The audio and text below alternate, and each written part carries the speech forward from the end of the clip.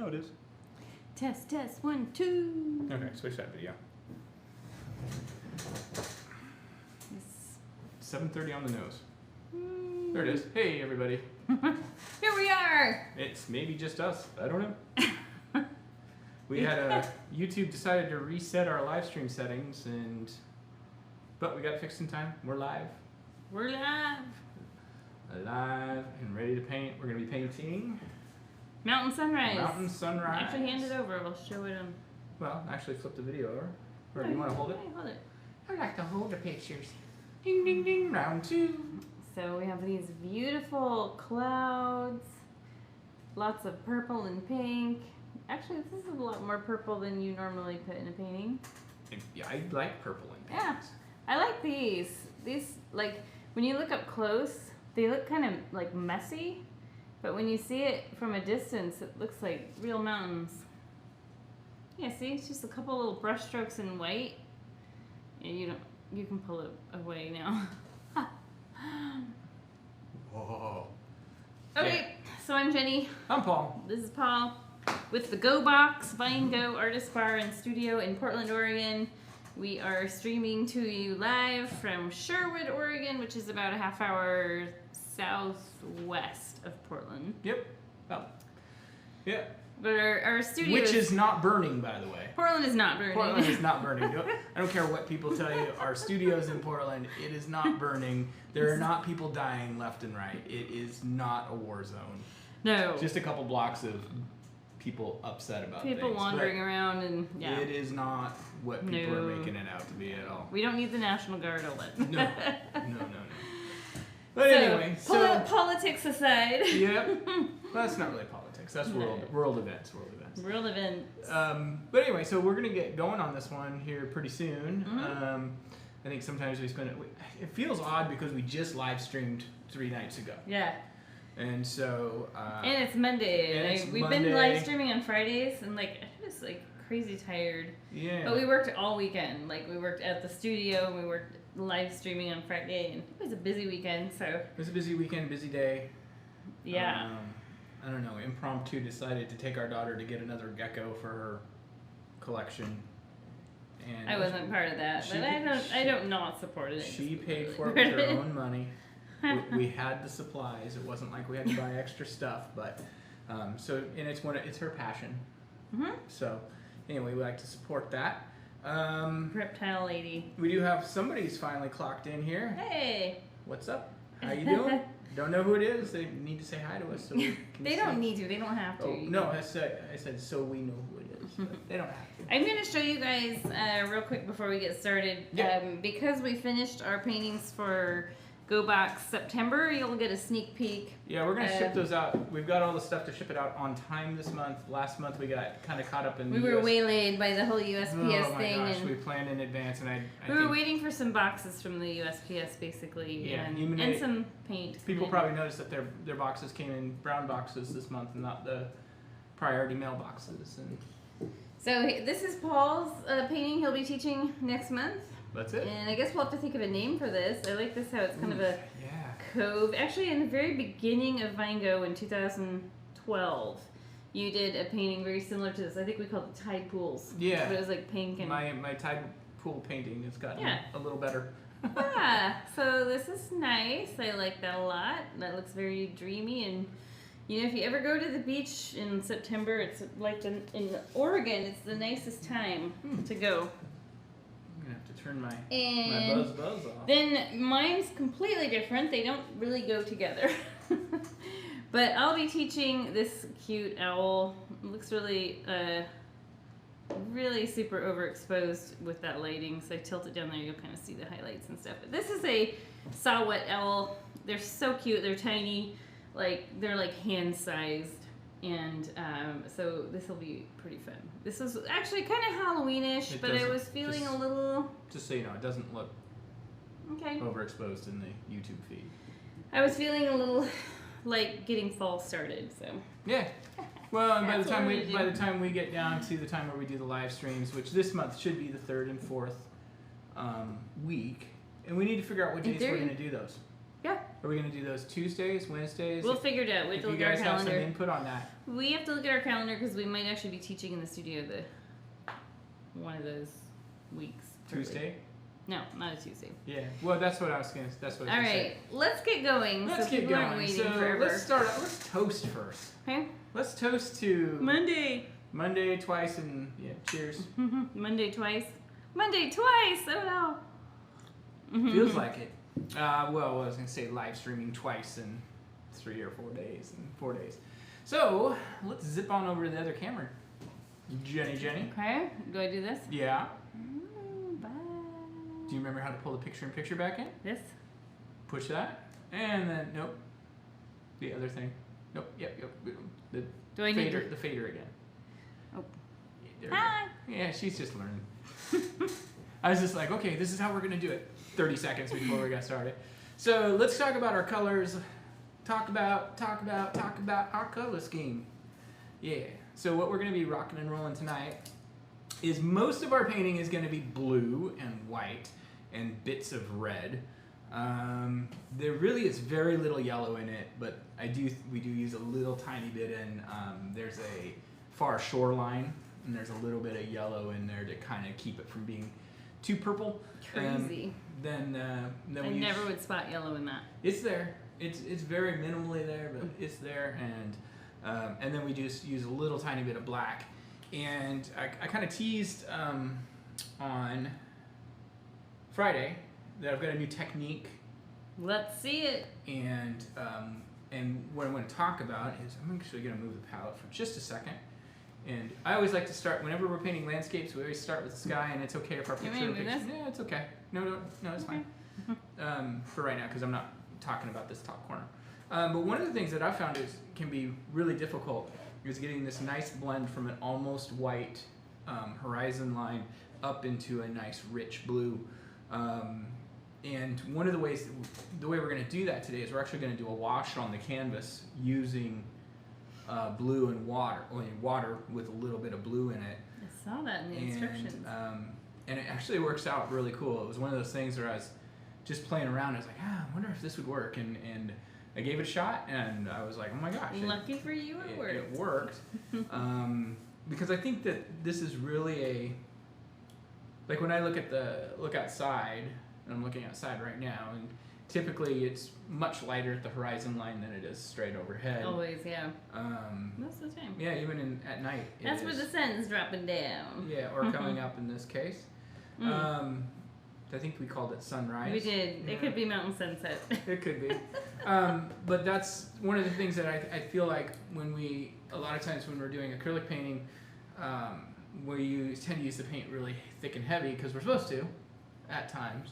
But at the same time, there's times where we want to have a nice subtle gradient, and I felt like that worked really well. So let's go ahead and get started on that. And if you have any questions... Oh, Ella Duncan says, I painted your baby elephant the other day. Oh, that awesome. was fun. We've had so many people watch that elephant video. It's over 10,000 views, I think. Yeah, it's amazing. It's pretty cool to watch. Yep. So why don't you click that fader down. The fader. There we go. Boom, Bye. boom, boom. There's us. We're gone. All right, so we're going to start off with your biggest paintbrush. We're using 3 tonight. Yeah, and we've got these 1-inch brushes that we use in the studios a lot. This is also, if you buy brushes from us, this is the same brush that we ship out. And I'm going to start out getting Somebody's it wet. skateboarding outside. I don't know if you guys can hear that. But. So I'm going to start getting it nice and wet. And I'm not going to worry about, well, I never worry about much of anything but when I'm painting, but I'm not going to dry it. I'm just going to plop some water on here. And I want to see what we're doing. So I'm going to put a little tiny bit of blue on my brush. Just a little bit. Doesn't take very much. And you can see, look at that, bleeding out. Get that, and we're just going to start using water. It's like a watercolor. Almost like, yeah. And we're just going to start pushing this color out. We want to cover the whole canvas. And do we occasionally re-dip our brush in some water and bring some water? Yeah, I just keep adding more water as needed. Okay. How wet should it be? I would say kind of maybe like you should still be able to see the canvas through pretty well. It should be pretty drippy. But you really need just enough to spread it all over. And should this be a pretty even spread, or does it matter if there's dark patches? It doesn't matter if there's dark patches, because that'll kind of all resolve itself when we start adding paint, like more paint. Mm-hmm.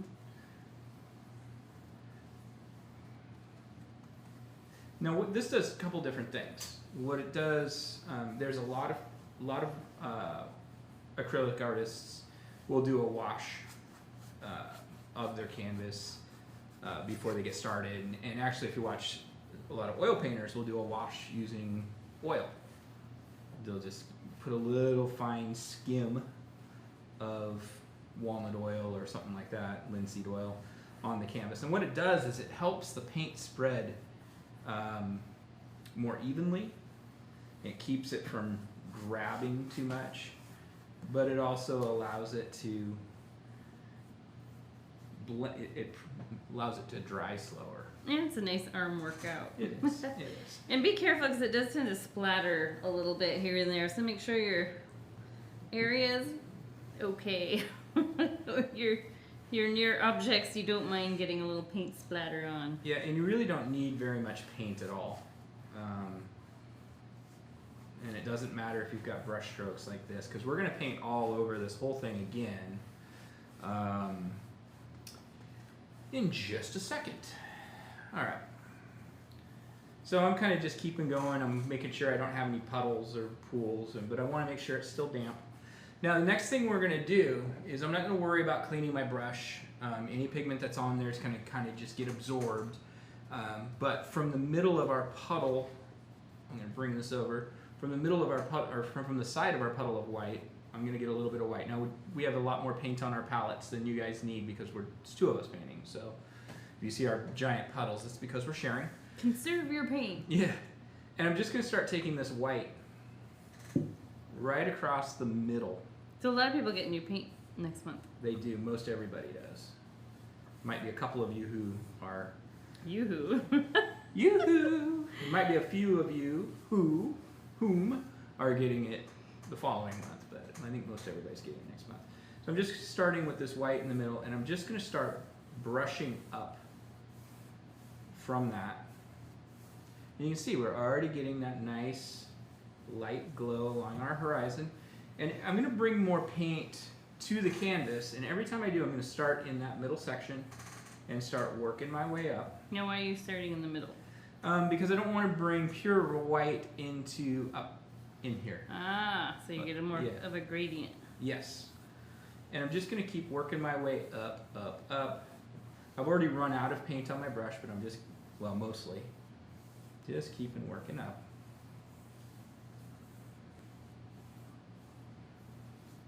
Now, once I get up to the top, I'm going to take a little bit of just pure blue now.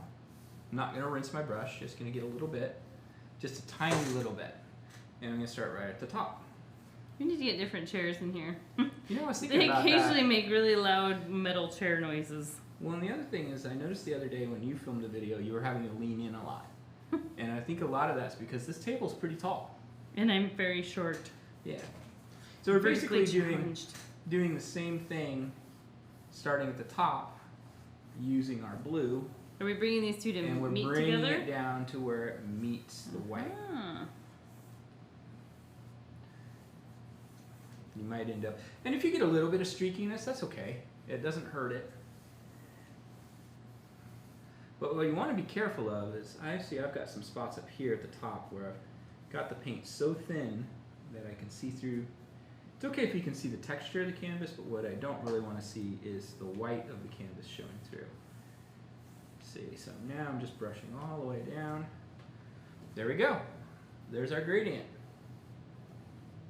Wasn't too difficult. Nope. So the next thing we're going to do is we're actually going to do kind of the same thing, going down. So I'm going to start with a little bit of white. And I'm basically going to start in the same spot. So you didn't wash your brush? You can. Probably not a bad idea. I probably will. You know what, I'm going to move my glass of wine. So you don't wash your brush? Like last time, well, not last time, the time before last.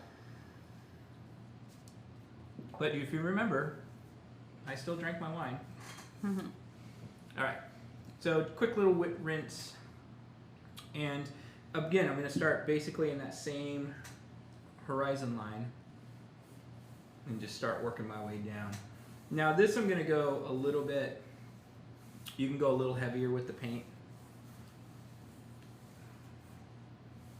It's not quite as precise. And it's okay if you leave a little bit of a blue line showing, because we're going to be putting mountains and stuff in there anyway. So if you don't have a perfect connection, make sure my head's not getting in the way. Everybody see how little hair I've got left on top.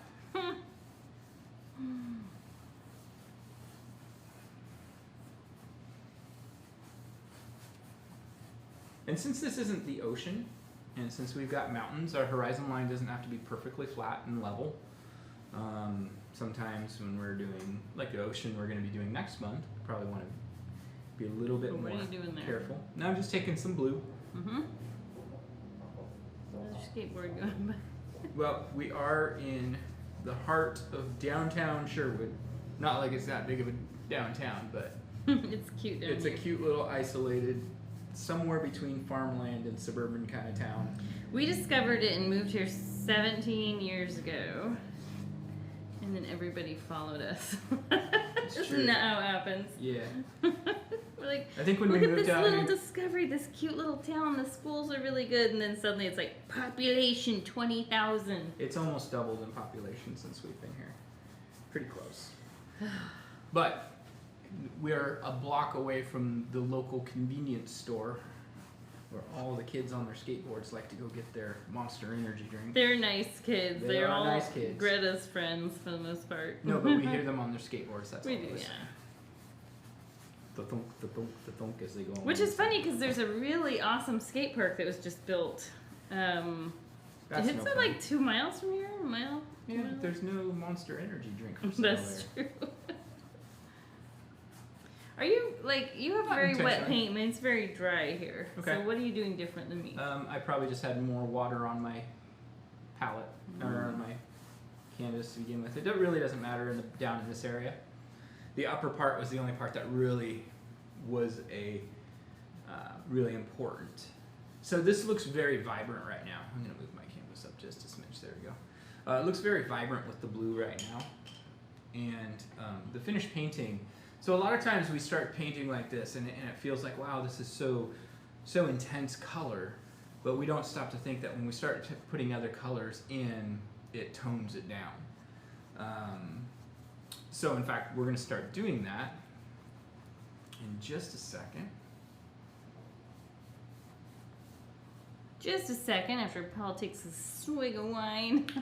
Yeah, it's been kind of a long day. It was busy all day. It feels like a Monday. Like this morning, I had a really hard time getting up and motivated to come work out. Yeah, But I did it. you did it. Props to me. I'm dying tired right now, but I Good. did it. Don't drink too much wine. I mean, we can always walk home if we need to. I don't think that'll happen. We bought 1 bottle of wine. I You think never we're know. good. We're tired. There is pizza at home. All right, so which would negate your workout. It already has the Yeah. slice I had before I left. So the next thing we're going to work on is we're going to work on our clouds. And let me bring the original over here real quick. Here's our cloud. Here's our original painting.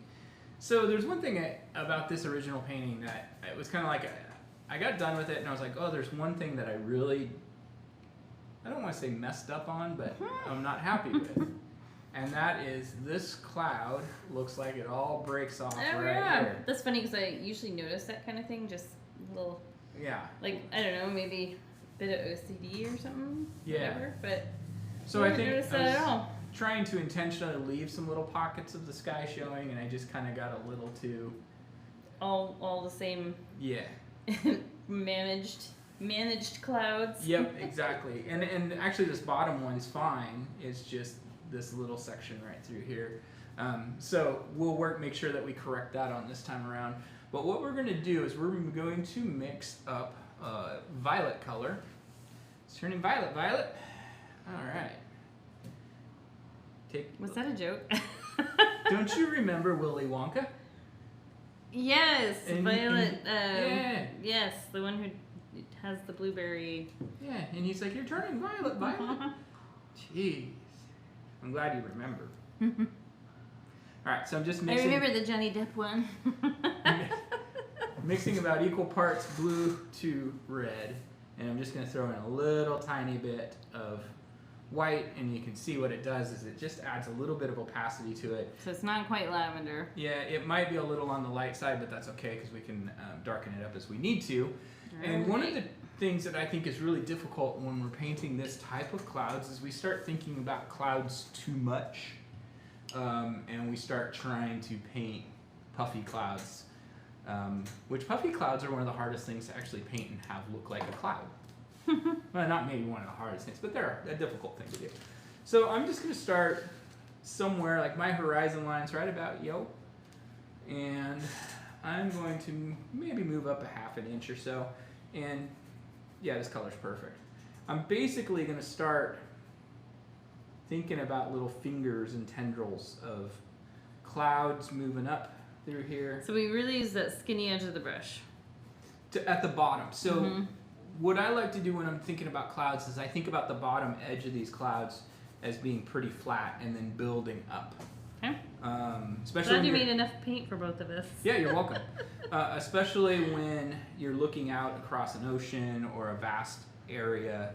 Come on, focus back in. Focus back in. Come on, that's camera. weird. There it is. And my head probably caught the sensor. My 4 hairs on top. But when we're looking out across a landscape, what we're seeing usually is the bottom plane of a cloud that then builds up from there. When you start thinking about more of the puffy shapes, you're thinking about looking more like laying on the ground and looking up. So I kind of think, here's my bottom edges. And they're just sort of breaking up there. Yep. Part way across the canvas. Well, I've got some that go all the way across. And so some are detached. Yep. So you do want them to break up a bit, because you don't want it to be just like this super dark, intense. Like, I mean, you could, but I'm thinking about this. Nimbus. I'm thinking about, is this a cumulonimbus? No, but it could be. It could be. So I'm just kind of thinking about these streaks. You know, it's like when there's a front coming in, you get streaky clouds that come in. And you know, it's supposed to be really hot next week. Yeah, I'm kind of ready for some of the cooler weather to come in, but I mean, we don't ever get super duper hot here. But I don't know. For me, like anything over about 90 is like hot. Oh, well, we got about 2 weeks of hot coming up. No, I don't want that. All right. So it's okay to go ahead and let some little bits of sky along the edge of that canvas show up. You can maybe even kind of down closer to your horizon. My brush is a little bit wet, but that's okay. Kind of maybe some that are a little bit more horizontalish. But you kind of want to keep going in the same direction. Look at the monitor. I like how that looks. I'm so pleased with myself. You usually are. Oh, somebody's got to do it.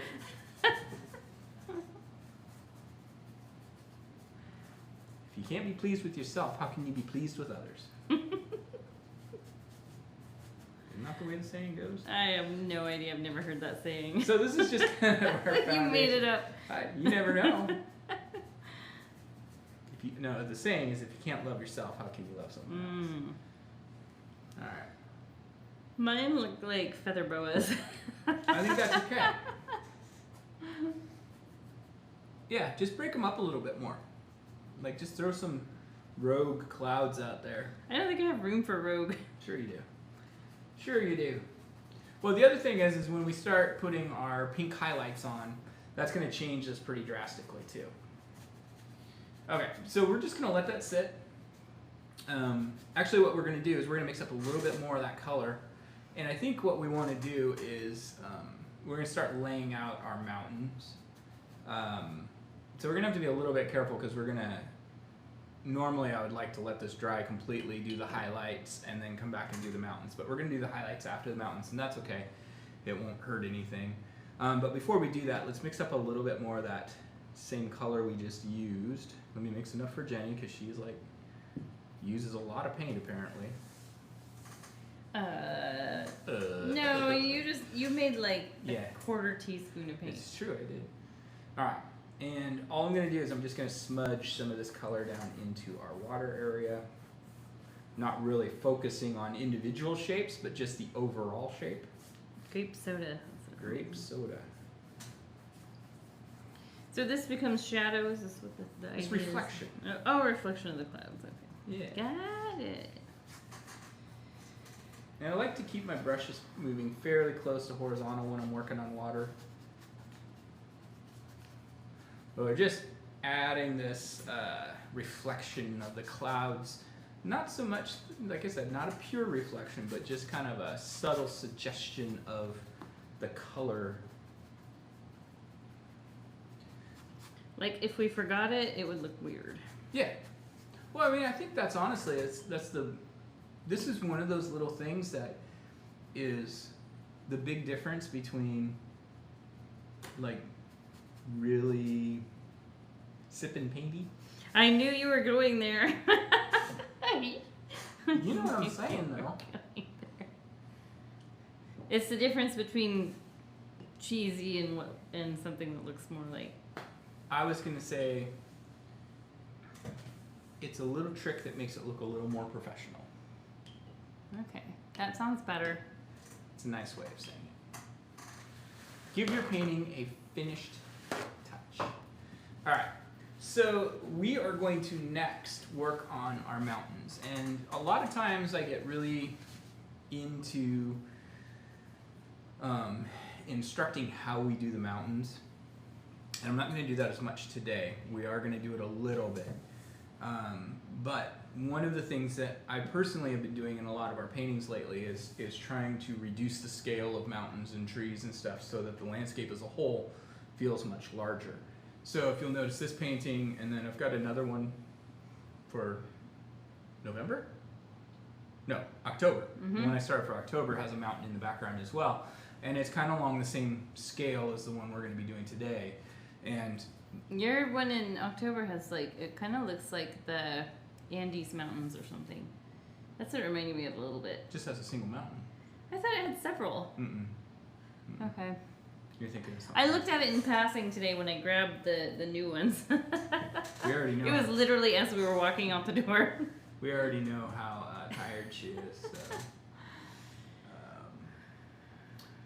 let me just see here. Let's see how our stream health is doing. I'm just checking everything, make sure everything's going good,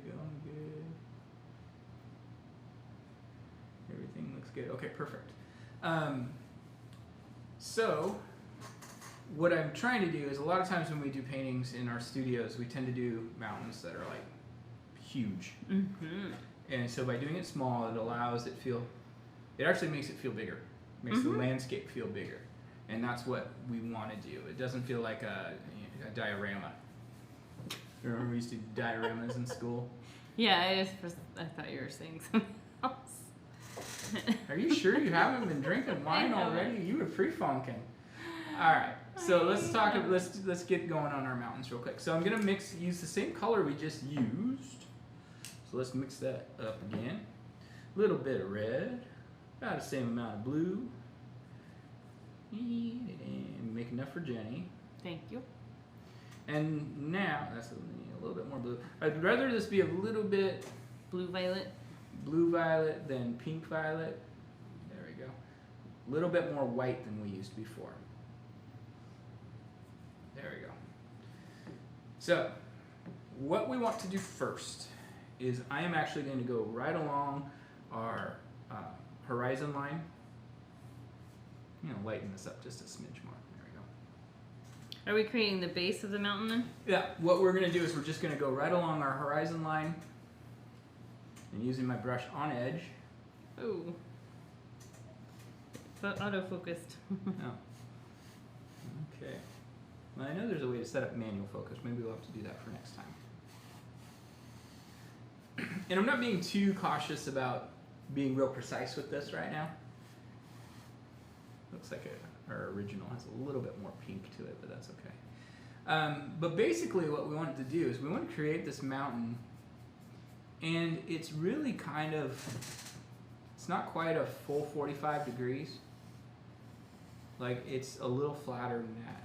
So I like to start just kind of at the peak, and I just kind of pull my brush and flatten it out. What mountain is this? Anything in particular? Let's see. We could call it Mount Shaluvius. So it's made up. It's made up mountain. My head might keep keeping it. Then I'm going to kind of mimic that same kind of slope on the other side. I mean, these are basically just very much inspired by our Pacific Northwest. Where we have awesome mountains. We sure do.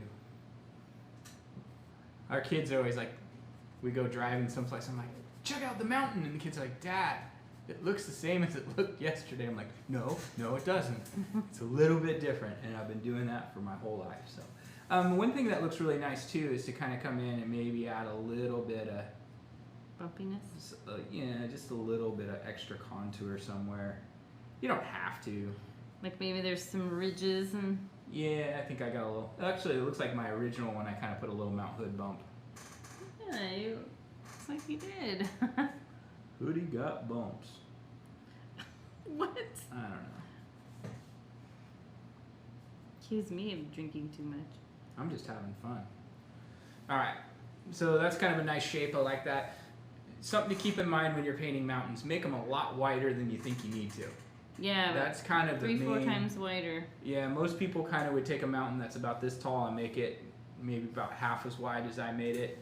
And to get that really nice Pacific Northwest shield volcano kind of look, you want to make it nice and wide. You got to think about the lava flowing out slowly and spreading out of the top of it. I've never heard that term, shield volcano. What's that? So a shield volcano is basically one that's broad and interesting. Yeah. Well, I'm not sure. The volcanoes in the Pacific Northwest are not necessarily shield volcanoes. Some of them are, but the ones on Hawaii are. Interesting. The difference is then you've got tectonic ones that are from uplift. Nobody wants to hear about all that stuff. Anyway, so we've got a couple others on this left-hand side, and really just a nice kind of mound. These are the low supporting guys. Yeah. We need more paint. And this can be a little bit jagged. But one thing you'll notice is when I'm making each of these mountain shapes, I'm trying to, when it comes down to our horizon, I'm trying to get it to flow in rather than like coming down and being like, dunk, it's done. You know, it wants to feel like it's continuing to flow. You can kind of add a little bump over here too. And then I've got what looks like a third mountain that's just kind of coming up off this side here, and you can barely see it because of looks like the clouds that go behind it too. Yeah, the clouds definitely want the clouds to be behind it. I just added a little bit more white so you can see that a little better. Yeah, there we go.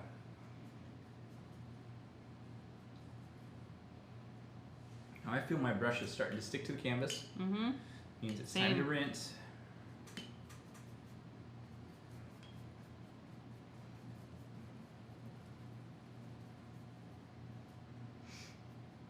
So once you get done with this, go ahead and rinse your brush off.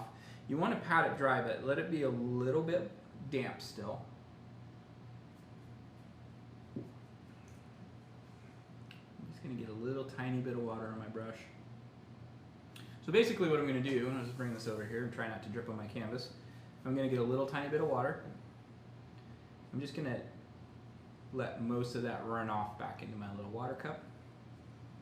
These little water glasses we use are a dessert from Costco, aren't they? Yeah. What one is it? Is it the tiramisu? Probably flan. Okay. So I'm going to take my brush while it's still a little bit wet, and I'm just going to pick up a little bit of that paint that we just used with my brush, a little bit damp, and basically, oh, you mixed your own paint, didn't you? Well, I just tried to make more. Yeah. So what are we doing here? I'm just taking a little tiny bit of paint. Oh, we're reflecting the mountain into the water? Yep. And it doesn't have to be real perfect, but just kind of mimic what's up above. Even if all you're doing is taking your wet brush and picking up paint from the mountain already. That's already the paint that's already on the canvas, I should say. That's a better way of saying it. Sometimes what comes out of my mouth isn't what I'm thinking.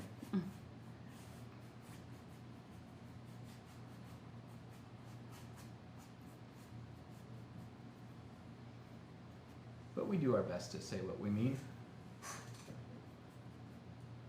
But we're only human.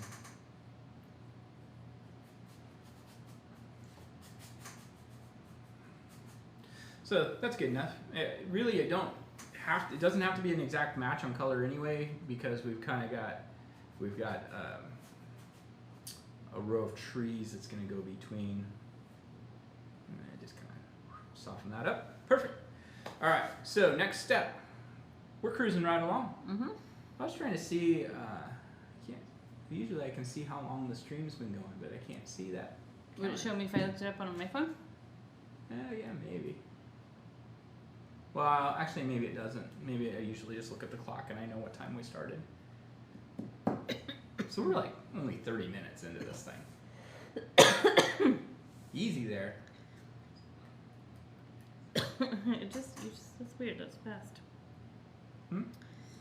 Usually there's more of a delay. Interesting. Well, we've got a quicker connection now than we used to. Oh, I see. Dude, there's the time right up there. All right, so what we're going to do next is we're going to work on our highlights on our clouds. All right. And so these highlights are going to be... Oh, you went down a brush size. Yeah, we're going to switch to a medium-sized brush. We have round brushes. If you have flat brushes, it works just as well. It's just a matter of learning how to use each brush and understand what each one does.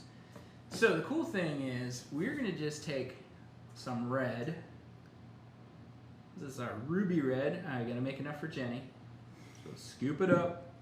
You've been lectured enough now that you finally remember. Yeah. But we're gonna add some white to it, but we don't need to add a lot of white. Okay. So it's raspberry smoothie color or melted raspberry sherbet or sherbet, however you say it. I know there's arguments of what's right and what's wrong. Like, I don't know. It's still pretty red. Mm-hmm. And one of the things you want to do is I've got a lot of paint on my brush after mixing. I'm just going to spin some off. And what we're basically going to do is these lower clouds. Did you wet your brush beforehand? No, actually we want to use a fairly dry brush for this. Okay. Because if we use a wet brush, then it's going to want to spread the paint. Rogue. Yeah. I'll dry it off. And I'm going to check and make sure. Our clouds should be close enough to dry. But basically, instead of like doing like a big brush stroke, I'm basically going to just kind of touch and drag. Almost like we're creating fog or something. Because that's basically what clouds are. Yeah. There's fog in the sky. In these lower sections, I'm going to put a little bit more of this on, let some of that dark color show a little less. And in fact, in the original painting, I've even got some little whispers Extra pink of some clouds. that are just pink. I see that there. Yeah, just smaller scale. They're off in the distance.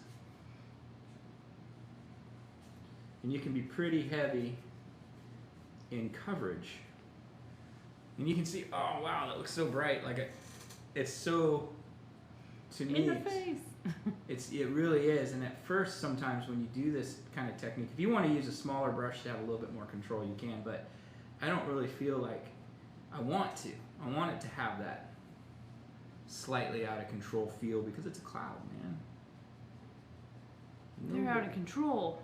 Nobody is telling the cloud. Especially down where the where it should hurricane go. it was. Yeah. Crazy.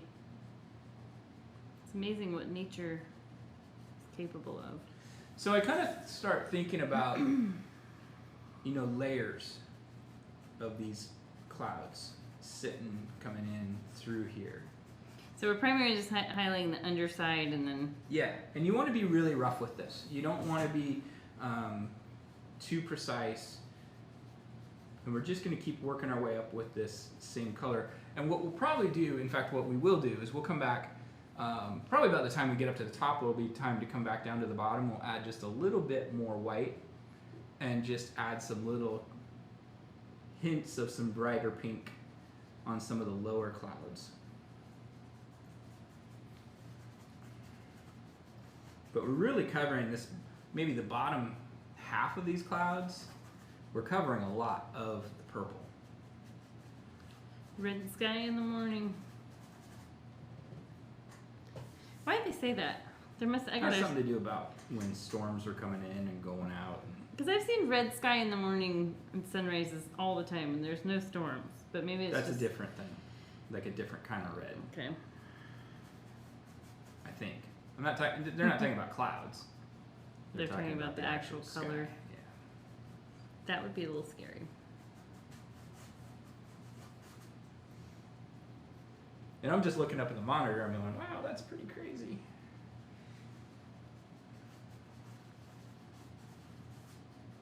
And then when I get up kind of closer to this top one, I'm really going to just kind of keep along this edge.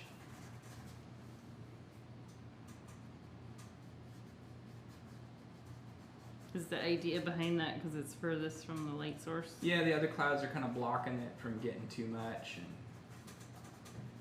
you can what I like to do with this is actually put some of the paint on the bottom edge, then wipe my brush off, and then just kind of smudge it up a bit.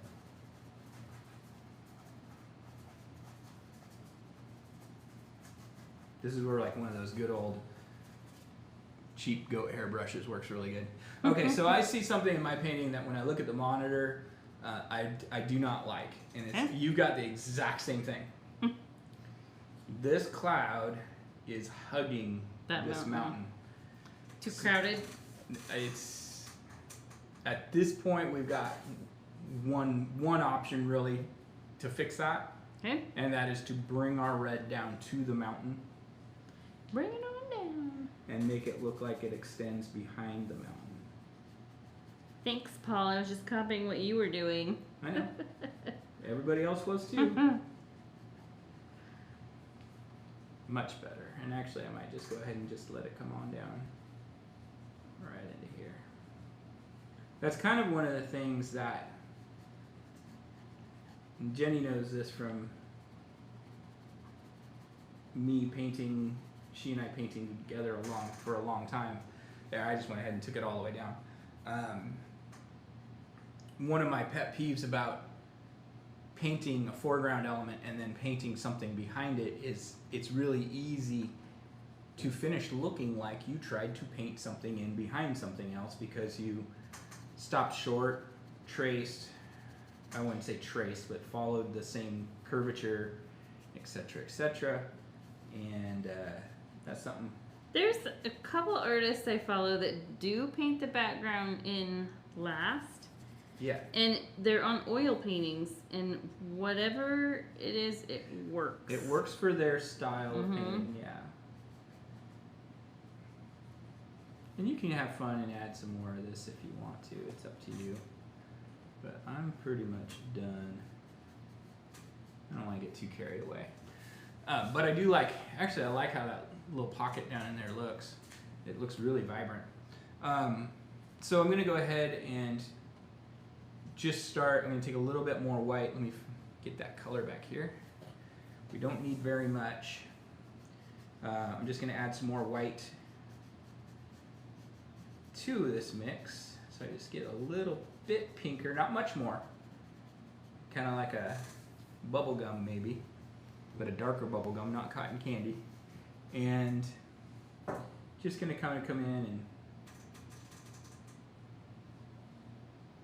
add some extra little pops of this brighter color right along the edges. Right along the edges of some of these.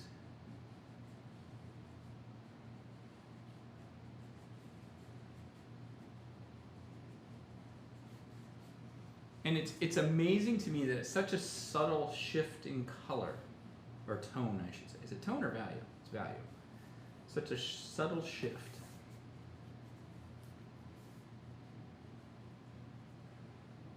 But it adds such a dramatic pop. Adds a little dimension to, like, you actually can see some of the shapes. Yeah, for sure. But we don't want to go up very high. We're just going to kind of stay down in these lower ones.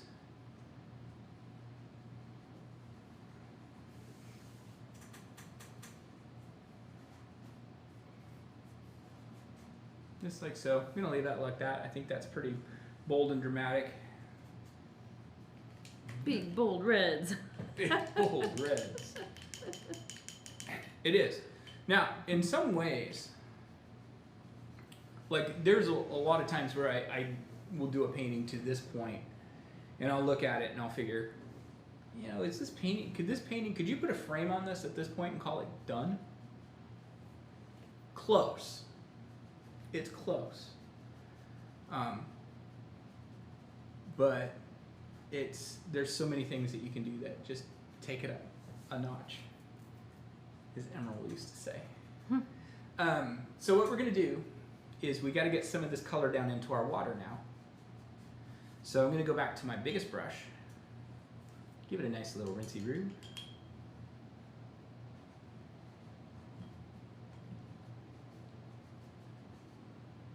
And keep in mind, you guys can pause the video even on the live feed. Absolutely. It's amazing how YouTube works. Pause it anytime. You're not gonna miss it. You can even rewind. All right, so I'm gonna take my biggest brush now. I'm going to, if you need to mix up a little bit more of that same color we were just using, probably that first color. Jenny, I'll make enough for you. Thank you. Appreciate it. And we don't want very much paint on our brush. You can kind of just put a little bit on and then smudge it out. Which one are you using? This one? Any of them, or any of those reds will work. They're big, bold reds. We laugh because we live out in wine country, and here where we live in Oregon, we're from the Willamette Valley, Chehalem Valley area, and I think there's like 19 vineyards within like 10 minutes of our house, and many of them who do. That's why everybody wanted to move out here. Yeah. We can walk home. You can't really. It's on 99. No, you can't really. But one of the catchphrases, one of the tasting rooms uses big bold reds. So you always see the van driving around that says big bold reds. In fact, our friend Chelsea works there. She does. Shout out. What's up, Chelsea? If you're watching. So far so good. This painting's really not that like mind-blowing in terms of challenging at this point. I wouldn't think. At this point, does that mean there's more challenges? Well, there's always going to be more challenges. Show us, Paul. So our next step is we're going to add some highlights on our mountains. Let's do it. And you can kind of, I'm debating between whether I want to use the smallest brush or the medium-sized brush. And I think I'm going to use the medium-sized brush. You can use whichever. But what? Do you need more wine? Yeah. Is it big and bold? No, it's not. It's a rosé. We live in. It's a rosé from the what did you call that market around? The convenience store. Yeah, it's a convenience store rosé. Actually, it's Charles and Charles, which is pretty good. But our wine bar in the corner was closed. They're closed on Mondays. It almost is like, remember when we just watched Meet the Parents? Mm-hmm. And he's at the drugstore and he gets the bottle of champagne. Yeah, it's... Give me your most expensive champagne. Well, our most expensive one is on sale for $4.99 a bottle. Yeah. I can't remember how much it was. I think it was 13 or something like that. But anyway, that's kind of what the territory of this rosé is. It's good. Don't be knocking Charles and Charles. Yeah, every time you say that, I think Charles in charge. Charles and Charles. All right, so I'm going to use my smallest brush, I think. No, I said medium size. Let's do it the medium size brush. You can do the smallest brush, but one thing that I really would encourage you when you're working on the highlights on your mountain is less is more. More often than not, people really put a lot of work into it, and they really don't need to. So it looks like our light source is coming in on the right side, okay? Yep. And I actually don't know how this works out with the highlights being where they are compared to the glow on this clouds and stuff, but it looks pretty. It's a painting. It can follow its own rules. Are you mixing purple? Yeah, I'm actually going to low light the other side of the mountain. Oh, she's going to take it up. Well, I just noticed they needed another coat of paint, and I figured I'd do that. Gotcha. All right, so I'm just going to take a little bit of pure white, And I don't want very much. And this is when I say people overwork, they do way too much with their highlights. So I'm going to start real simple. I'm going to start right at the top, and I'm going to create a ridge that comes down the mountain. So, like so, I can kind of lift as I come away. There's our ridge. Then from that ridge, I can take my brush and just give it a 1 little drag, 2 little drag, 3. It's pretty easy. It's amazing how easy it is to highlight mountains, but how stressful. Yeah. What I like to do, I like to think about, if you're starting, we're kind of all of our highlights are going for this point, the direction that they're going to go in. So this one's going to go to there, this one's going to go to there, and this one's going to go across. Okay. And that's all I'm going to do. I do like to sometimes put a little... And wait, that was pure white? Yep, just pure white. Okay. Sometimes it looks good to come back with just an extra little touch right along this ridge. You almost could put pink on that side because of the... You could. Yeah, because of the cloud Why don't color. you do it on yours? I will do it. I thought about it a little bit ago. Yeah, it would make sense. And then what Jenny did is she added a little extra darkness on her other side of her mountain. I'm not going to do that with mine because my mountain's already pretty dark. I did it mainly because this one where it meets up with the red sky right here was pretty messed up and it needed something to set it apart. Gotcha. So I figured that would work. So anytime you do a mountain, basically the direction your brush goes in is the slope you're creating. So I might do a little extra. I like to do a little bit of extra white just right along this ridge. It just feels right. All right, there we go. Now I'm going to do the same thing, get a little bit more white.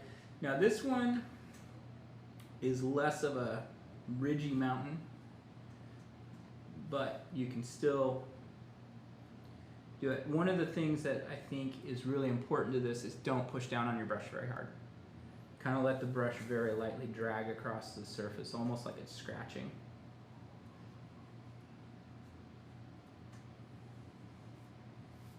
That's all I'm going to do. This is more of a, almost feels like Crater Lake. Oh, I can see that. Surrounded by all those snowy little hills. Who knows? Maybe it is Crater Lake. I don't know. Let's put Wizard Island in the middle. No, it's not. We could. I mean, maybe this is the point of Wizard Island right here. Okay, we'll see. We're down at this. Yeah. He meant to do that. Yeah. There's the two. I almost got a little too. I feel like I got a little too bold. One thing, I say one thing a lot, but something to kind of watch out for is that you don't leave. It's okay to leave little spots where there's the darker color touching the sky, but mostly you want to kind of get rid of that a bit. You know, it's funny, on your original, the one that you're highlighting right now reminds me of Paulina Peak. But Oh, it totally does. I can see that. So Paulina Peak is in, for those of you not in Oregon, it is in the south of Bend, Oregon, so Central Oregon area. Beautiful, beautiful place. So just like always, when we teach, the painting we're working on while we're teaching ends up bolder, more saturated. That's your way of saying, I can't replicate it exactly. No, I'm just looking at it and I'm saying, oh yeah, that's definitely. Now this one over here, I'm just going to kind of just give it a little. It could have a nice highlight because it's right there contrasted against that red sky, so yeah. it'd be kind of nice with the... Yep, for sure. And you can kind of do a fusion of the two techniques on this one if you want. But again, less brush strokes, leave shadows, leave pockets of color showing. If you need to use a tiny brush to kind of get your edges dialed in, you can do that. There's nothing wrong with that. I kind of tend to discourage that in the studio. The use of the tiny brush? Just the over detailing. That's my problem. I tend to do that. Now, I'm not real thrilled with how that looks. I think it feels like it's too much white. But the good news is I've got a tree that's going in right across the top of it. So I feel like your middle one, here is almost too smudgy. Like if you hold up the other one, Yeah, it's more choppy.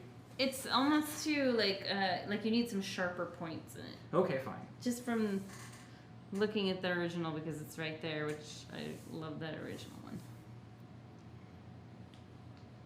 So if you look, yeah, because like this is nice and sharp right here. Not a criticism, just a suggestion.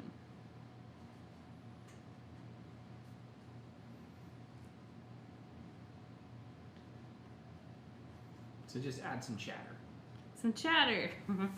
Hey, better. I don't like mine on the far left, so I'm glad a tree's gonna go there. You know, that's kind of one of those things. It's like one side's always easier to do. This painting is getting, like, the original one is very soft.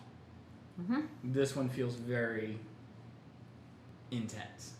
I love this though. That looks really good. Yeah. And actually, the more I look at it, the more I think this is okay. Actually, you know what? I know exactly what needs to happen here. What needs to happen? This slope needs to go whop. You're carried it down a little bit. Yeah, so it cuts across that other one. See how that cuts down below where they tie together, so it adds some definition, or some definition is not the right word. No, and I guess I've kind of got like a little bit of spot over here where I can add a little bit too. My guess is when I did the original, I probably used the smallest brush, which gets a little bit more daintiness to it, but I'm okay with this. I'm good with this. Okay, so rinse your brushes. Always, whenever you're painting, get in the habit of rinsing it. When you're done using it for a particular step, get in the habit of rinsing it so it's clean and ready to go for the next step. I'm just gonna go ahead and rinse that off, and we're gonna switch back to our largest brush. Now this time we want to rinse. When we rinse it, we want to make sure we get it nice and dry. So I'm gonna move some brushes, nice and dry. What you looking for? I think my little brush escaped. You didn't hear it hit the floor. Well. Interesting. Well, we really, you're gonna need it for the trees. I can grab another one. Yeah. But I would like to find it because that makes me curious. I Is didn't it hear. under your canvas? No. That's weird. All right. So, you know what? I remember hearing it hit the ground earlier. And I picked it up. Oh, Ghosts. maybe I have it. No. All right. I'm not gonna worry about it. We'll figure it out. So the next thing we're gonna do is we're gonna create some like scatterbrained. All right. You can see the intense. Yeah, it's just soft. The other one's softer. We're gonna create this row of trees, and you can see very subtly, Jenny, if you look, there's a little tiny hint of some greenishness in this. That is very subtle. Very subtle. And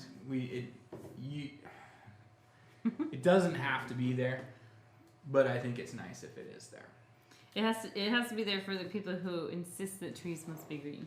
Yeah, and it's pretty rare that I actually paint green trees. But so what I'm going to do is I'm going to mix up, again, twice as much because I'm mixing for Jenny.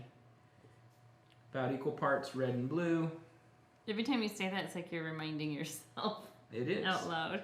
And so I'm going to add just a little bit of yellow to this. So if you know, isn't that crazy how it does turn? It turns it kind of algae green. Yeah, I'm actually going to add a touch of white so we can see it a little better. When you take red and blue and mix purple together with it, if you were to look at a color wheel. Wait, red and blue mix purple. Right. If you take red and blue and mix it, you get purple. Yeah. Purple, if you look at a color wheel, straight across from purple is yellow.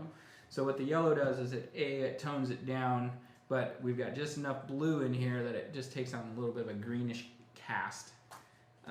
And basically all I'm going to do is I'm going to take this brush and right along this transition from my mountain. I think you took all the paint. I didn't take very, yeah, probably. That's exactly what I did. Just painting this little line, and it almost looks black, so I feel like maybe a little bit more white added to it.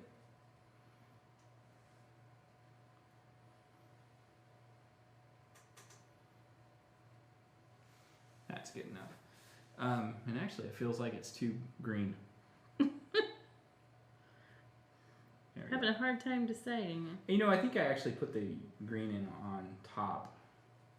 Anyway, so I paint this line in, and I'm going to take my brush, and I'm just going to like kind of get it nice and broad, and I'm just going to take the brush, I'm going to touch the bristles straight down, and I'm just going to give it a little flick up.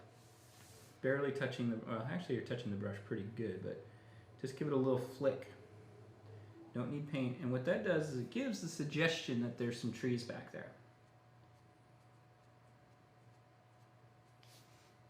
Again, everything's more intense and colorful when we teach, right? It's just, I like to push the brush, put the brush straight down. It just seems to emphasize that flick a little better. If you need a little bit of fresh paint, you can add it. Or flip your brush over. Sometimes that works. Yeah. So it just, when you have the brush, not very much paint, and it's pretty dry, what it does is it just gives these nice little individual little peaks where the bristles drag. It just looks like trees way off in the distance. Now you can kind of just come back through and reflect. Do the same thing, just pull down. This is very Bob Ross right here. Probably shouldn't say his name out loud. Why? The Bob Ross police might catch us. The copywriters. They probably appreciate people bringing them up. Well, we're not copying his painting, so it doesn't matter.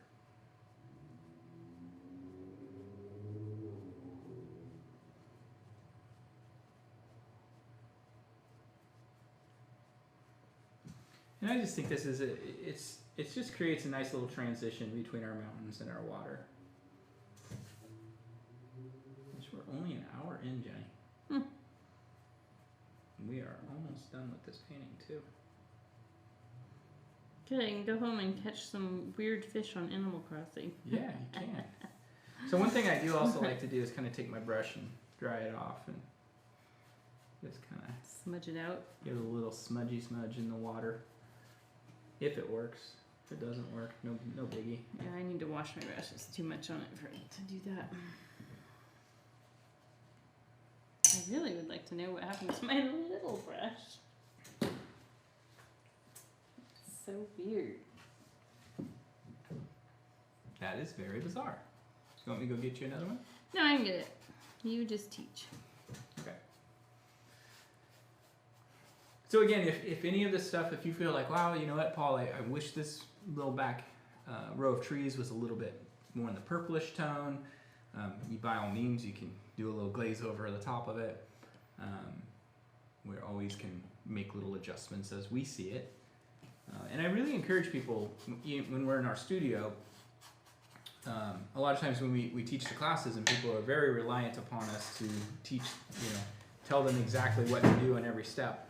And I understand that, but I also try to encourage people to use their own eyes and make their own decisions about what's going on in the canvas and decide, do I need this to be more of a reddish or a purplish color? So again, we've got this is a little bit darker. I'll bring the original back in. You can see. It's definitely darker. The whole thing's darker though.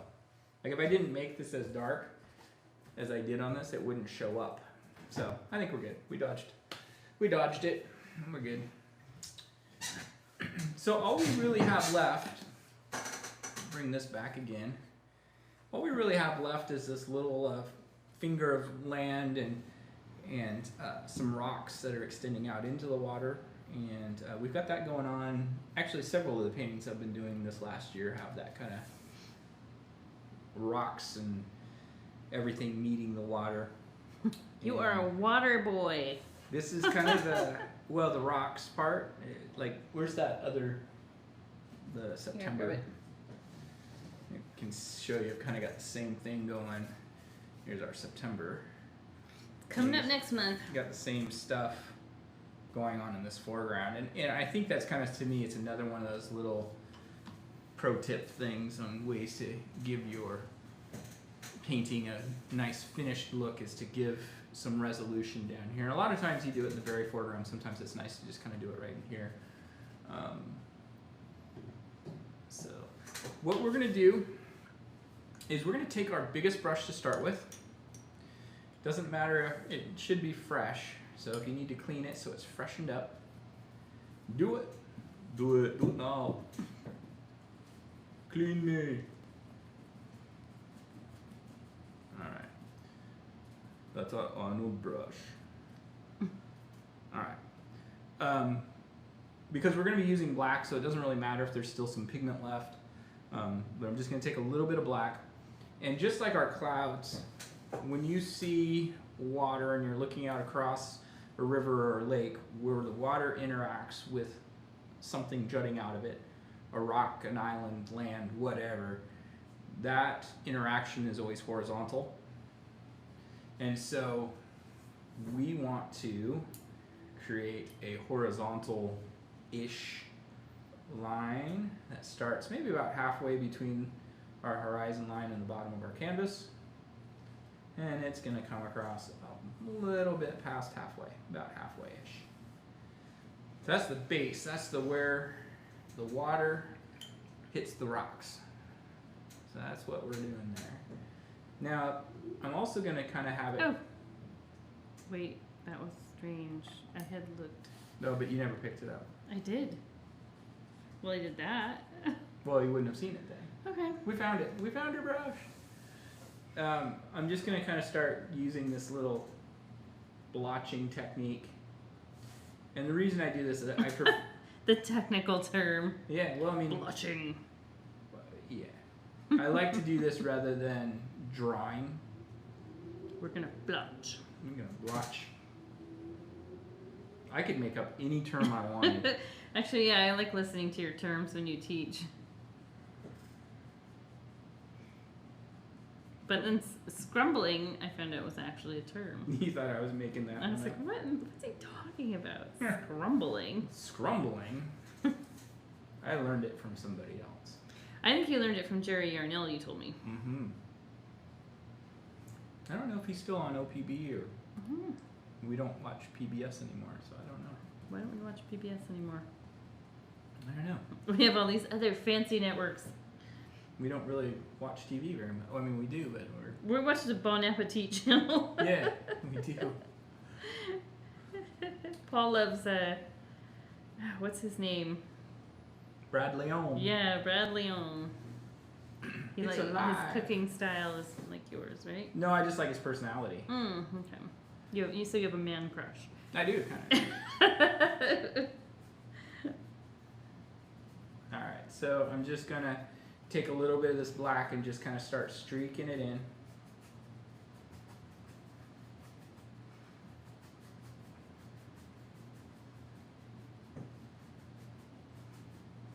So it just creates our little bit of our reflection.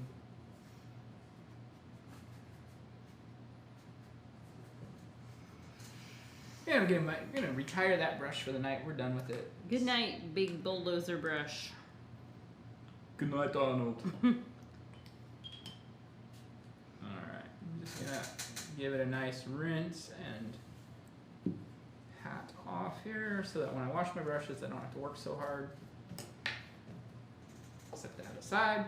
Do you need more towel? No, I'm good. I'm good. That's looking pretty epic. It looks like tie-dye. Oh, you can see it in the camera. I guess it's okay. But you know what's amazing is people go through so many towels in the studio, and I always go through just the one. But I don't use a lot of paint on my brush. Yeah, I went through a couple. Yeah, I'm pretty delicate with how much paint I use, and that's okay. Doesn't matter. All right, so I'm gonna switch to my medium-sized brush. You can, again, if you want to use a smaller brush, you can use a smaller brush. And I'm just going to create some rocks, and I start with my little horizontal flat spot, build up, horizontal, build up. And one thing you got to be really careful on this is that you don't make the same shape over and over again. Tense. Mine always ended up as tense.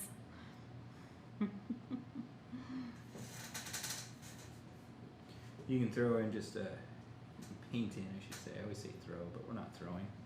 Let's That's a past life. Well, we can't throw in the studio. Or at least, totally or at least talks about the flooring. Oh, really? Yeah. Does it You're the say? one who told me that. I don't remember it You saying were the that. one who told me that. When we Oh, read throwing our- paint. Yeah. Oh, I was thinking we could totally go play catch with a ball and. Oh, yeah. I mean, we could roller skate in here. No, I don't think that's a good idea. So how many of these little rocks? I mean, you can do as many as you want. There is no right or wrong.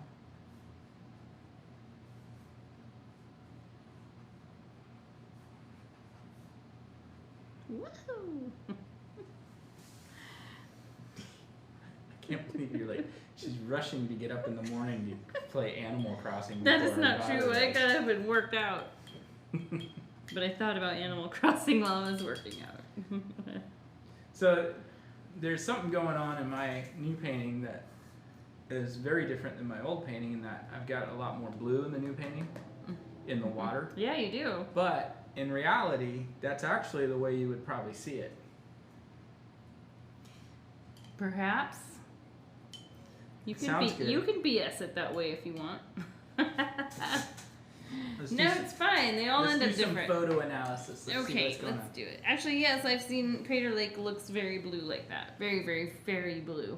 I can do a little shout out to Brad and say we painted the worder. The wart. The Oh, worder. where's he from? He's from the New East Coast. Jersey, right? He was Yeah. in New Jersey. You can order Brad Leon worder shirts. Mm-mm. Yeah. So these trees in this, again, let me bump the light. At least that was just the light, not the camera. Again, Couple of fir trees. couple of simple nobles or alpine firs. You'll notice that the taper is very gradual. Very, very gradual. And I wanted these to feel very tall and skinny. I did not want, I'll just be honest. These trees are there as a token. Token trees. They are token trees. This painting really didn't need them, nor did it even need this foreground part. But I do like to have this final little touch. I do think it adds a lot. What I like doing with these trees, and I'll just explain what this is visually to me when I do something like this. Is it a tree? Yes. But the other thing it does is these trees establish the foreground for us. They establish the depth of the painting. They do all of this wonderful stuff. And the way they do that is the fact that they cut across the water, the worder, Mm-hmm. And the mountain. the trees, the mountain, the sky, and the clouds. Ah. So anytime you have a foreground element, if you can get it to cut across everything, then it really establishes that this is far back behind us. Sometimes we'll do a tree that goes, all the way top to bottom. But again, it to me, what that does is it reduces the scale of the painting. Mm-hmm. And I've done a lot of paintings that way Mm-hmm. over the years. But I like to keep this scale. And the painter who I really keyed in on in that is Albert Bierstadt. I knew it. Yeah. So Let's paint some trees. let's paint some trees and catch some bees. Which brush? Small one? We are going to do these with the smallest brush. You can. Now the thing about using the smallest brush when we're going to paint these, let me bring this guy right in here. It's really easy when you're. As soon as you grab the small brush, it's easy to instinctively do everything really small and take a long time. And we don't really want to do that. Don't yawn, you're gonna make me yawn. Sorry. I'm just gonna take I pure am black so paint. tired today. I'm not gonna get my brush wet. If you need to rinse your brush, you can, but I'm not gonna add water. I'm not gonna add water. And I don't like to paint the trunk. Oh, really? Okay. Let's So do I it your know a way. lot of times people like to paint the trunk first, and I'm not a big fan of that. And there's a reason why. Do we have something scratch something to paint? Oh, Paper. show you why I'm There's not. my bug antenna I was drawing the other Yeah. day. So one of the reason I'm not a big fan of painting the trunk is if I paint the trunk, our instinct then is to take all of the branches and put them off the side of the trunk.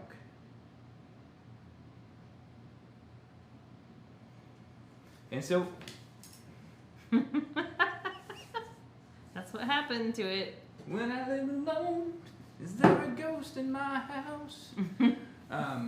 So by taking the trunk out of the equation, we got to have some place to put the branches, and so the branches actually become the bulk of the tree instead of relying on the trunk as a key point. Now, what we're going to start off doing is we're going to start. Actually, let me do this on the paper so you can see it better. Zip, zing, bada boom, bada bing. All right. So we start at the top. I'm just going to start with the top. I'm doing this a little bit bigger so you can see it. The top couple branches, I just kind of do at a little bit of a 45, like so. And I guess that could be bigger, couldn't it? Like so, there you go. And then basically I just start zigzagging my way down.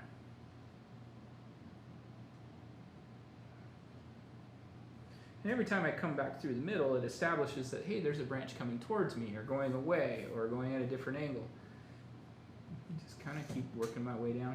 And you're just going to keep going all the way down with that. So in practice, now, if you guys want to see, I have a Art of Seeing video about doing fir trees. It's in the Art of Seeing playlist. It's the only video I got on there, and I did it a long time ago.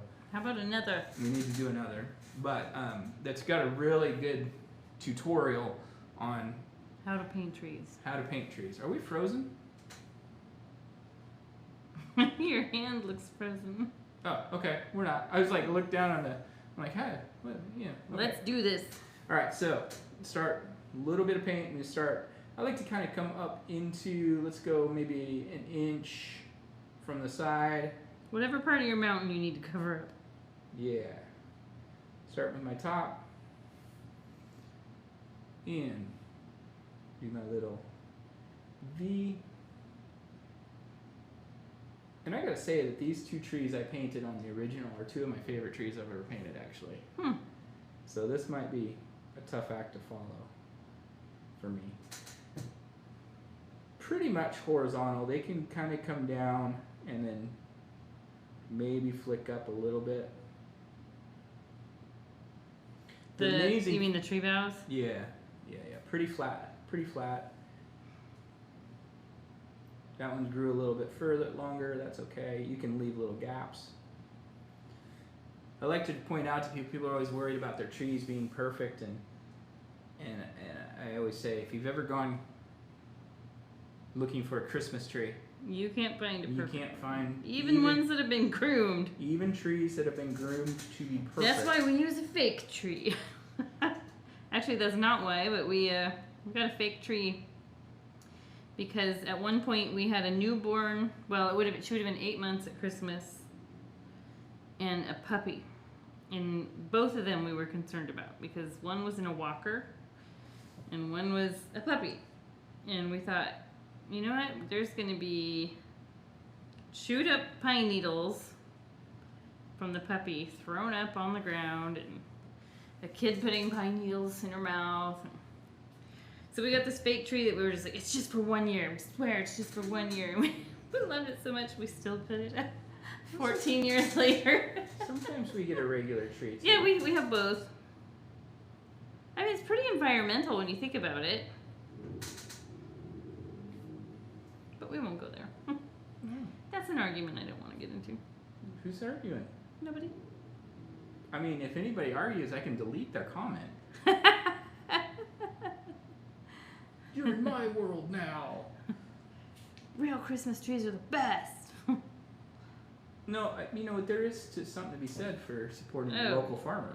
Yeah, and there's just like, you can't get the smell no matter what you try, no matter what kind of candle or oil or whatever you burn. You also can't get that the same. spiders. That's true, but that's why you shake them, have them shook. You get them shook when you buy them. We have a really very dear close friend who owns a Christmas tree farm, so we have to support him too, which is why we often get our own tree. Yep. All right, so that's good.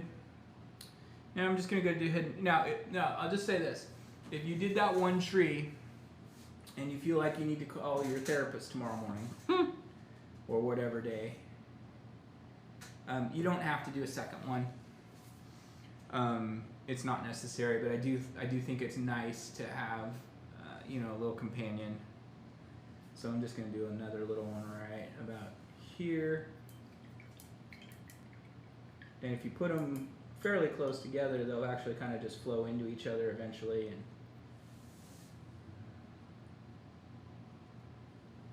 but one thing you maybe can't really tell from the overhead view, but rather than doing little brush strokes or anything like that, I'm actually more dabbing. You know, dabbing's out of style now. I know. Did you see me do it? I was like, did you? no. I did now though. But nobody knows if I did or not.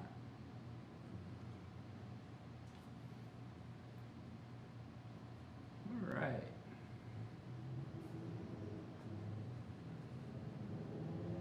So if you guys, while I'm finishing this up, if you guys are just stumbling across our video, make sure you click like. It helps us.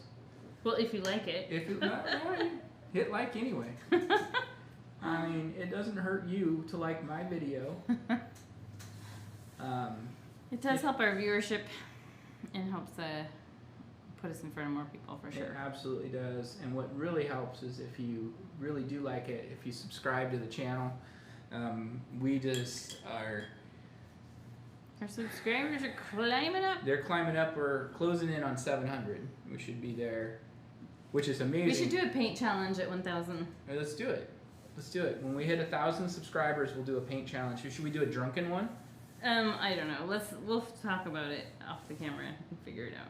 Why off the camera? Let's talk about it now. Because you will throw too many ideas at me. Yeah, that's true. And you've already had a glass and a half of wine. But also subscribe to the channel. That's a really big deal. We're going to be doing more.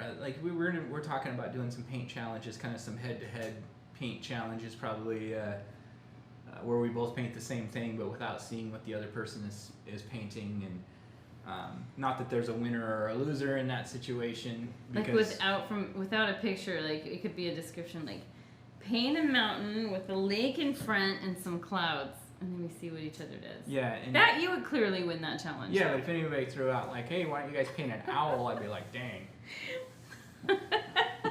we all saw what your owl looked like on Friday. Yeah.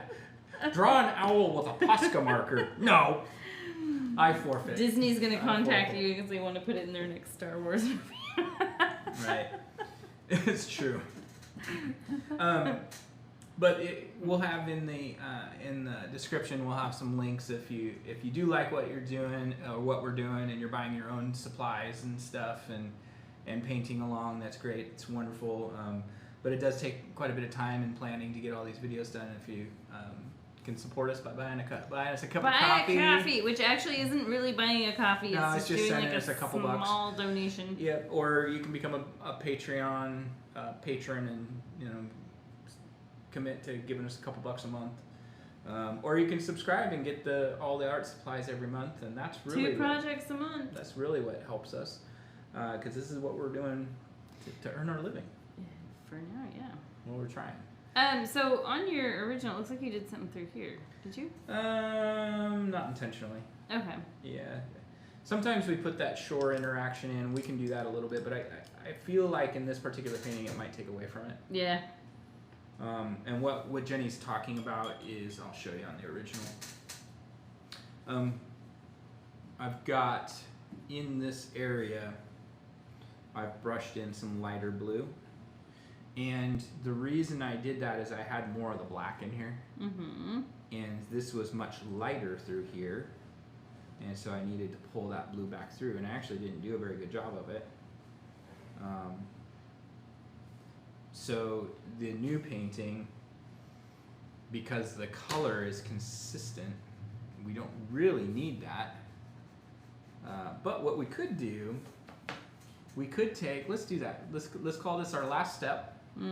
Okay. I'm going to take my smallest brush. I'm going to mix together red and blue, mostly blue. My brush is wet. Make a nice deep violet color.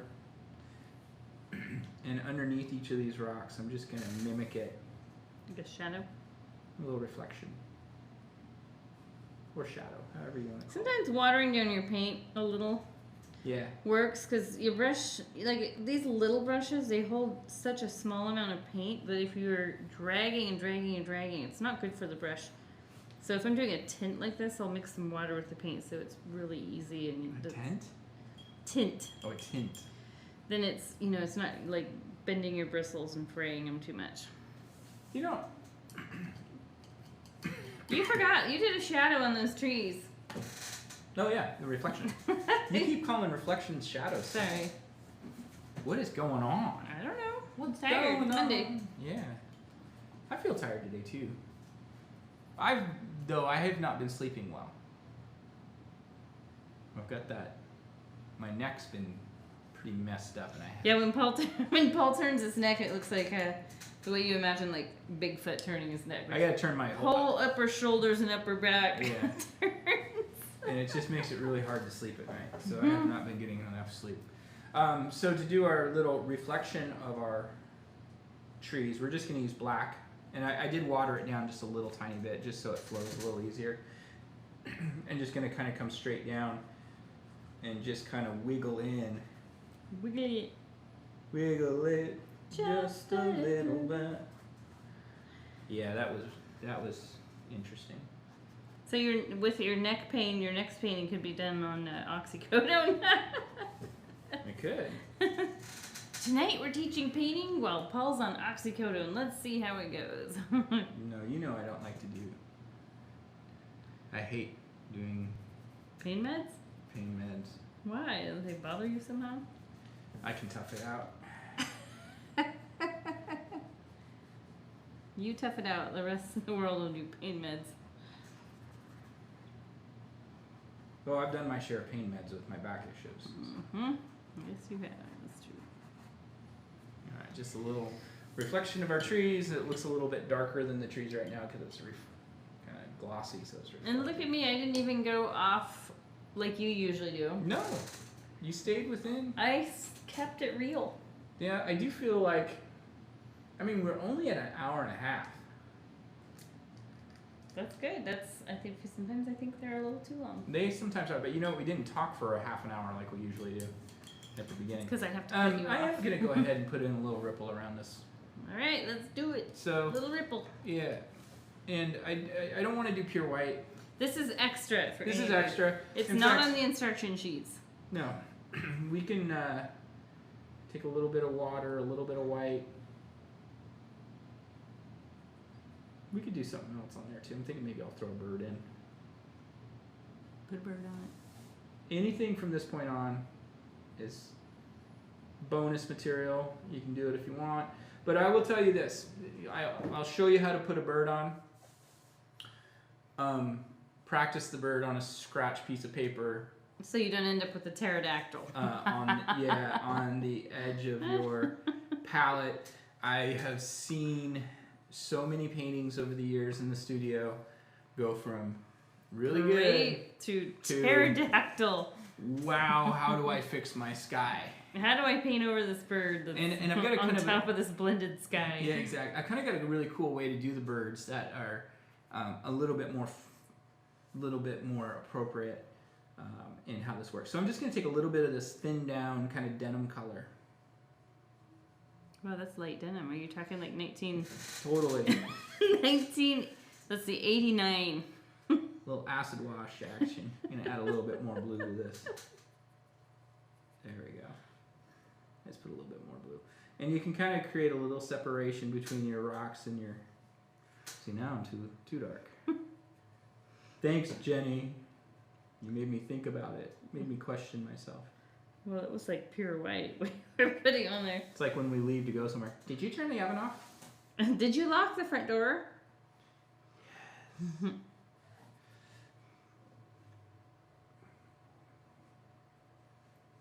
And you can kind of drag some little elements of this color in here. I'm not sure this is adding anything to this painting at all. I like to do this in this kind of area because it is like a big mass of space, and that's just kind of blah, and it can make it look like your water's kind of glassy through there. Yeah. Such a simple little technique. Just remember, if you're gonna do this, don't just do it here. You kind of have to go all the way across. Like you should do some over on this right-hand side too, because it should be just a little bit lighter than your water. Your water. You're wrecking that brush. No, not really. So it's just a little bit. That looks good. And it just kind of gives this surface tension to it.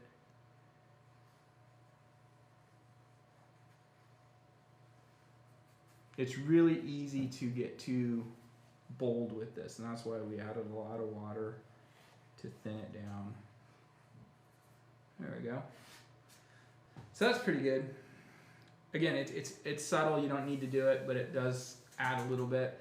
And I'm going to show you guys real quick how to do a bird.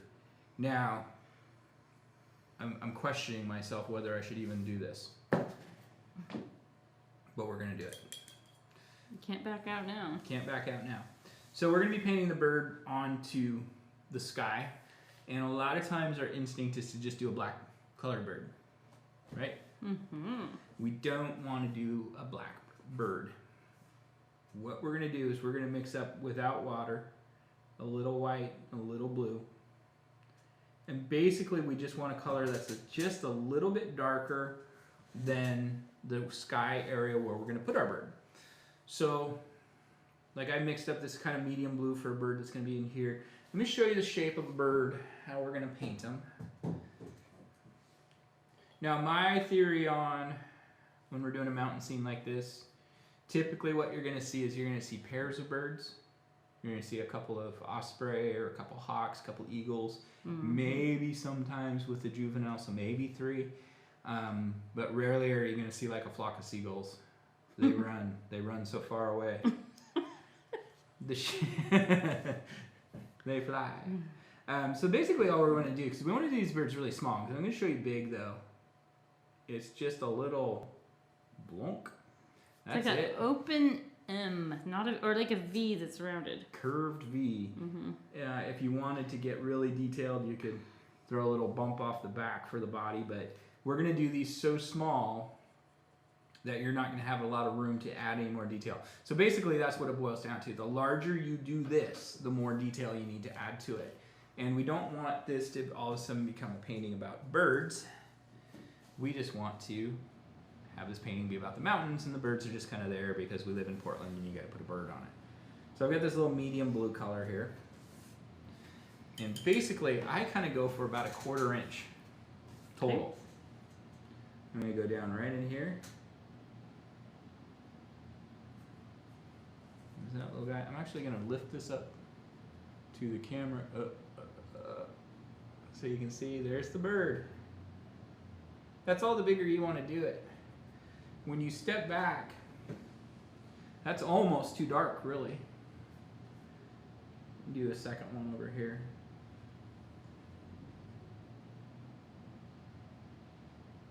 When you step back, you don't necessarily really want to see them.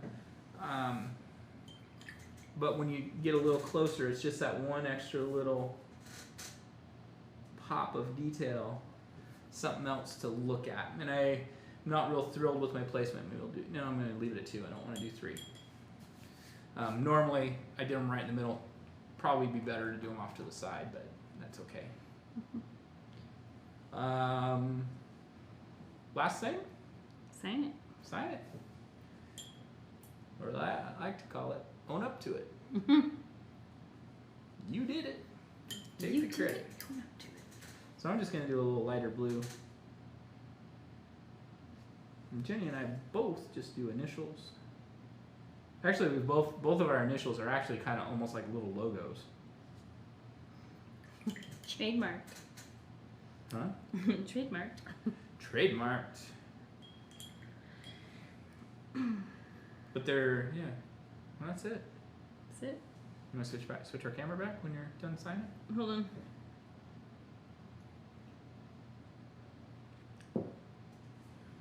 You know, I can actually set up foot controls for that thing. So let's look at Jenny's. I did swans. She did Tundra Swans. But look, it's very similar to. It looks so much. I don't think I've ever. You put highlights on your rocks in the foreground. Just a little. I don't know that I've ever seen our two paintings look So much alike. so much alike. You did put a little bit of pink on your mountain. Just a little, yeah. Just a blush. It was like red and a lot more white than what's in the clouds. Yeah, I can always tell your highlights on your mountains are always a little more. Sharp. No, I was gonna say more blended out than mine. That's the only real difference usually. But you did it a little bit sharper this time than usual. So there you have it. Switch the video back. This one? Nope. Yeah, you have to push that one first. Boom. Now fade up, and we're coming back. Here we are. Here we are. Thanks for sitting in with us tonight, you guys. Or if you're watching this whenever, thanks for sitting through it. Yeah. I hope you're having a good time learning how to paint. We're having a great time teaching the paintings. Yeah, the videos they're fun. They're fun to do. And I have to say that like for me personally, going through summer and coming with painting ideas for summer is a bit of a grind for me. Yeah, same here. I'm not super inspired in spring or summer. Spring a little more than summer, Yeah. I would say, because you can do like cherry blossoms, Yeah. and all the new flowers and color that's coming up. Summer's kind of summer doldrums. Yep. It's slow in the studio, super slow in the studio. Like we get by on fumes. Yep. And especially this year. Especially this year with COVID. Yeah. But it's definitely it's kind of a like me personally for landscape paintings to me, like just a plain blue sky is not very exciting. So when we paint things that remind us of summer, I think of blue skies, and it's like, oh, this is kind of neat. We threw in some wispy clouds. But this painting we did tonight is about as close to a pure blue sky as I would ever do, personally. Mm-hmm. But then we get into fall, and there's so much other stuff going on. Mm-hmm. Yeah, fall is fun for me. I love like all the whimsical pumpkin paintings and owls and ravens and graveyards and Jack Skellington, that kind of thing. Those are the types of things I love to paint. And so a lot of our studio paintings at Vinegow are that. They're very whimsical. And just Halloween. like my personal style as a whole, it's like you. I mean, you've got the whimsical side, and to me, my personal painting style of painting landscapes, I like to paint misty, foggy, rainy, kind of desaturated paintings. But that's not always what other people want to paint, because people want to have nice, vivid, bold colors. Yeah, some of the nice colors of the trees, those are great to paint. Yeah. So, but there's ways to work both in when you start talking about doing fall, because you can have that fog laying down over the field, and then the orange trees in the background, and the golden grass in the foreground and stuff. And it's amazing because the autumn paintings always do well. We can run them all year long. Yeah, we do sometimes. Some of them. And we can run an autumn painting in April, and it'll do well. But we can't always do like a cherry blossom painting. Well, it depends. If it's a Japanese cherry blossom painting, then people will do it. But winter paintings, no. You don't like painting snow. I'm gonna have to work on it this year. Winter paintings are fun. Oh no! But what I was gonna say is winter paintings. You can't do. It's hard to do a winter painting in the summer. No. Oh, I see what you're saying. Yeah, and people just are not as intrigued by it. And just, well, we can do summer paintings in the wintertime sometimes, though. Yeah. Like, sometimes we'll do like a Hawaiian theme or something like that, and it's like people need that little ray of sunshine sometimes in the wintertime. There was one time that I was like, nobody's coming in during the summer. I'm going to do it Christmas in July. So I did a Santa in July. I don't even think I called it Christmas in July. I was just like, Saint Nick. And so many people signed up for it. I thought that was really funny. Yeah. Yeah. It was really funny. Well, guys, again, if you are just stumbling across, click like, click subscribe. If you make sure Come you see us again. ding-a-ling the little bell so that when we post something new, you'll get a notification that we posted something new. And comment your ideas for paintings, Yeah. like something that maybe you really have always wanted to paint, but it's kind of interesting we because can maybe make that happen. we've been doing the Sip and Paint Studio Gogh. We started that in 2011, so 9 years. No, yeah, 9 years, and it's going to be 10 years this upcoming year. And the number of paintings that we have like cranked out. A lot. There's a lot that I always look at that I'm like, these could use makeovers because their style has improved so much. So. Nope. You give them Elise a little Bale bit. said, "Hey, how about a still life of a vase with flowers?" Yeah, that's something we've never done. in the wintertime. Tanya's done a few like that, but yeah, that's a good idea. I love painting flowers. That's actually one of my favorite things to paint. To paint. It's a completely different concept of doing a landscape for me because it's like all of a sudden I'm going from doing big sky, big scenery to focusing in on something that's still very organic, but also very a lot of room for detail. Yeah. And also try out, if you're interested, our watercolor kit. There's 5 projects in it. It comes with that fun little Posca marker that we were using Friday. Yeah. We do we do a lot of highlights and stars and all kinds of things with those 5 projects. And I think is it $30 for the watercolor kit? Yeah. 30, 35. Comes with We're thinking about doing a second kit with 5 bottles of color and then the India ink. Yeah, but this time we'll film the videos first and then put it out. Yeah, so... Yeah. But like there's a lighthouse, there's a Tuscan scene, there's a neat actually it's a lot like the wood round that we painted. It's like a wood slice that has some fun So stuff. if you think about it, you get 5 projects for $30. That includes the paint, the markers, A palette, watercolor paper. I mean, it's a pretty good deal. What, $5 a project? 6. Yeah. Yeah.